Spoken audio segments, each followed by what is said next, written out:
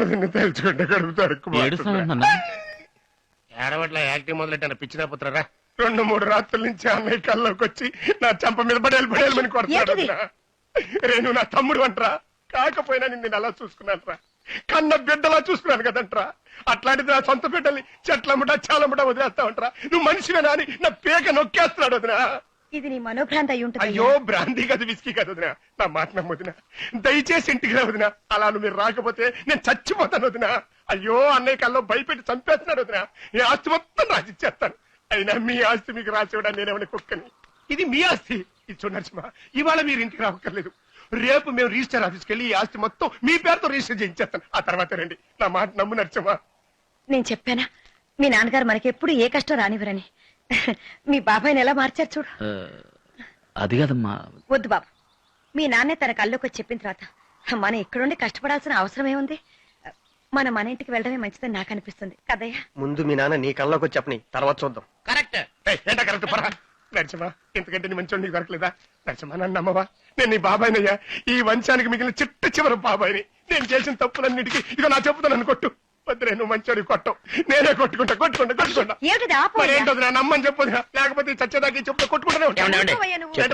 ఇప్పుడు అదంత ముఖ్యమా నరసింహ? దయచేసి నన్ను నమ్ము బాబు. మా అమ్మకి ఏదైతే ఇష్టమో అదే నాకు ఇష్టం.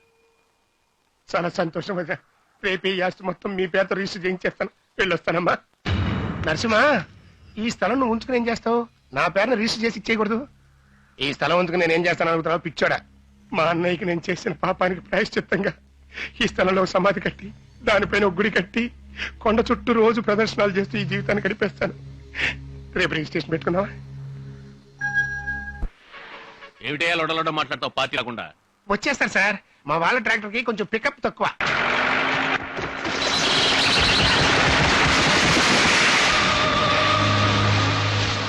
మనలాగా ఏమన్నా బెంచ్ కార్లో వస్తున్నారా? ట్రాక్టర్ లో రావాలి. రోడ్డు ఘోరం, ట్రాక్టర్ ఘోరం. అంతకన్నా ఆడి పక్కన ఉంటారే 2 నేల టికెట్ గాళ్ళు, వాళ్ళు మరీ ఘోరం రా.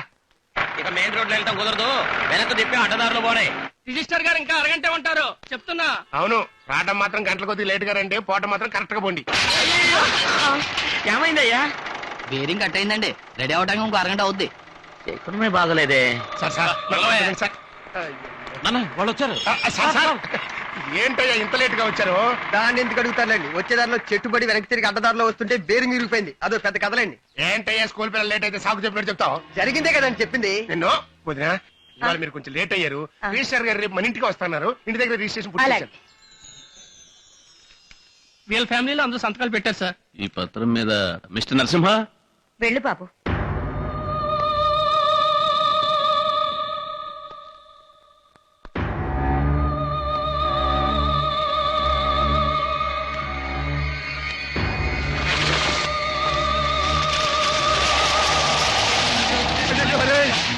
ఎగిరిపోతున్నారా?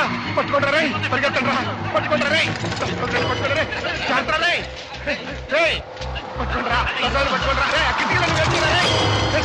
తలుపులు కూడా వేసి మొత్తం తలుపులు కూడా వేసి కాగితాలు ఎగిరిపోతుందా?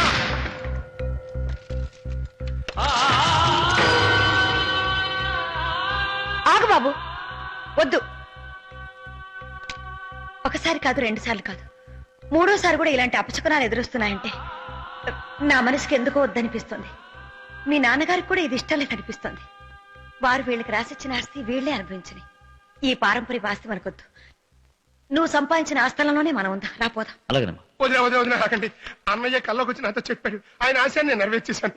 దస్తావేజులన్నింటి మీద మేము అందరం సంతకాలు పెట్టేశాం. ఇప్పుడు మీరు వెళ్ళిపోతారంటే అలాగా? వాటిని చెప్పి పారండి అయ్యా. చించేయాలా? చెప్పండి రే. అవును, మీరే కూతురులారా.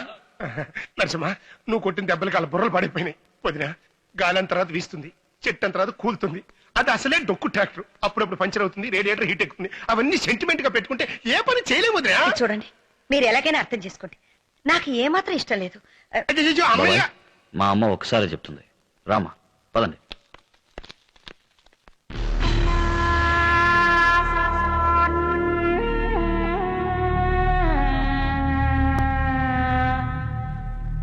మీరు ఇంకేదో ఆశిస్తున్నట్టు అనిపిస్తుంది. పెద్దగా నేను ఏమంత ఆశపడ్డాను? ఆ బంజనాలు 4 ఎకరాలు ఉంది కదా, దానికోసమే. పోనీ ఆ 4 ఎకరాలు మీరు ఎట్టు పెట్టుకోండి. ఆ మధ్యలో ఉంది కొండ, అది మాత్రం నాకు రాసేయండి. వట్టి కొండను రైతులు ఏం చేసుకుంటారు? వారాన్ని నేల టికెట్ ఆ ఒక కొండతో 18 ఊళ్ళు కొంటారా?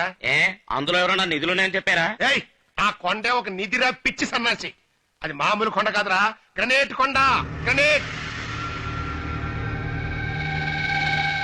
ఆ భగవంతుడే నీకు అండగా ఉన్నాడు నరసింహ. ఆయన ఎవరితో ఉంటే నాకెందుకు కానీ మీరు ఒక పని చేయండి, ఆ కొండ మాత్రం నా పేరుతో రాసివ్వండి. లేదంటే లేదంటే నేను ఏమన్నా కాళ్ళు చేతులు దించేయగలనా? అంత సత్తా మనకి ఎక్కడ బాబు. ఇక నా కొడుకుల సంగతి తెలిసిందే, ఆల్రెడీ నీ చేతిలో దెబ్బలు తిని ఉన్నారు. మన ఊరోళ్ళు పిలిస్తే ఎవరు రానంటున్నారు. అందుకే పక్క నుంచి సెటప్ చేయించా. నరసింహ, అమ్మా సమయం వృధా చేయకుండా త్వరగా పని పూర్తి చేసుకుని ఇంటికి వచ్చి. అలాగమ్మా.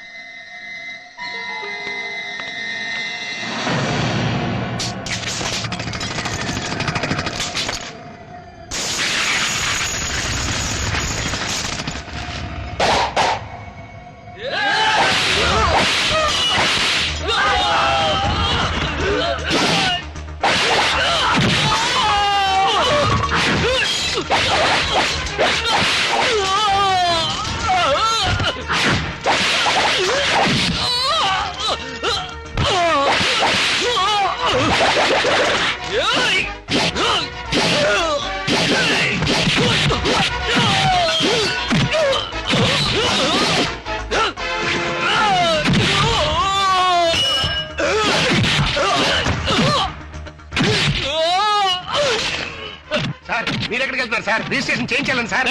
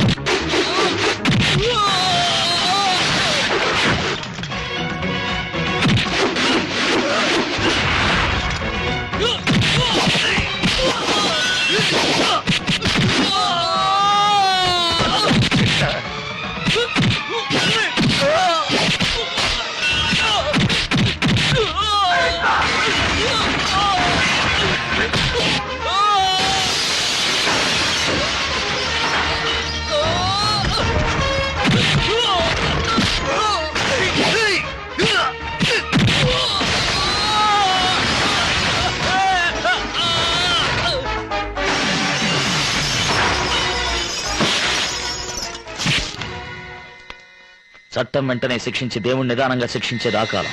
చట్టం నిదానంగా శిక్షించే దేవుడు వెంటనే శిక్షించేది ఈ కాలం.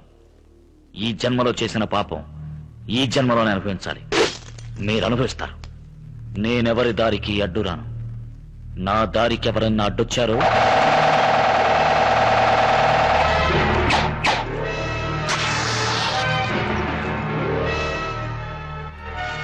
అర్థమైందిగా? నా దారి రహదారి, అడ్డు రాకండి.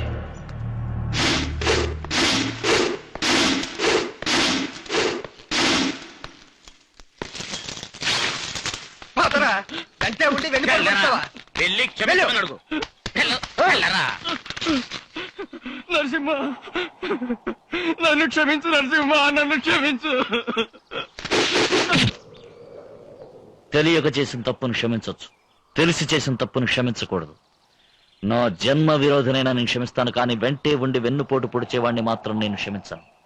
నువ్వు ప్రాణాలతో ఉన్నంత వరకు నాకు కనపడకూడదు. కనిపించావో నీ ప్రాణాలు తీస్తాను.